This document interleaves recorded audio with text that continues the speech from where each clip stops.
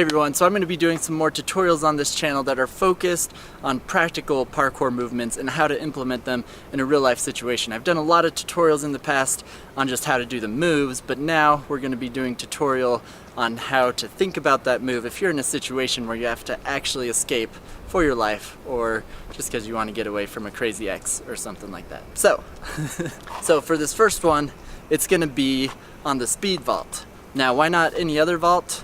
Well, because in my opinion, the speed vault is one of the most important ones you want to have down because it's super fast.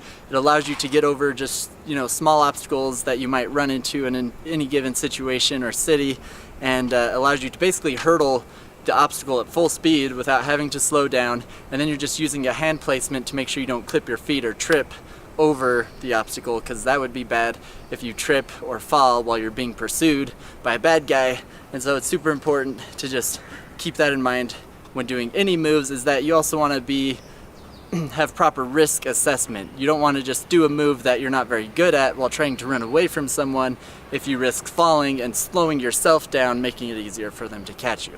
So that's why the speed vault's a good one, because it's a pretty basic one to learn, but it can also be very powerful, very fast. You can clear gaps with it. I can vault about neck level obstacles with the speed vault, and I can go quite a distance with it. So we're going to be focusing on the speed vault. Now, the things to keep in mind when you're doing a speed vault at full speed is that foot placement is everything. If you're running at something full speed and your foot placement is off, but you try and go for it anyways, sometimes that's what causes clipping over the rail. And so what you want to get familiar with is how far away from an obstacle you need to be to do the speed vault, and at what speed. So if you're going at slow speed, you can be pretty close to the obstacle and vault over it, but if you're going at a fast speed, you have to jump farther away so that you don't clip your feet, because you're gonna have to get your feet up much quicker otherwise. And so you just have to keep that distance in mind, and that comes through just practicing at slow speeds and slowly working your way up and getting familiar with the distance, and then training that so much that it becomes instinctive. So applying parkour moves to practical situations is always going to come back to training parkour so much that these moves become instinctive, that you don't have to think about them when you're doing it. You can just run, attack the obstacle, and just do it instinctively and keep going. And that just comes through practice and training.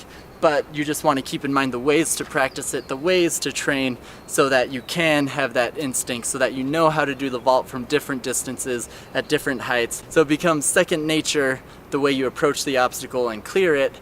You don't have to put much actual effort into thinking about how you do it, because it's in your brain. It's like being really good at a video game. The last thing to keep in mind when doing speed vaults at a high speed and also in a practical situation is that the landing can be a little bit harder, because if you're going at full speed and if there's any sort of drop or anything, you want to be able to keep your momentum going, keep your speed going, and the way to do that is to make sure you land at the right angle and kind of in a step out. If it's a lower obstacle you're going over, you always want to step out of it, because that's what's going to help you keep your momentum, slightly leaning forward and just keep your feet running. As soon as that first foot touches the ground, you just push off of it into that run and just carry your momentum forward.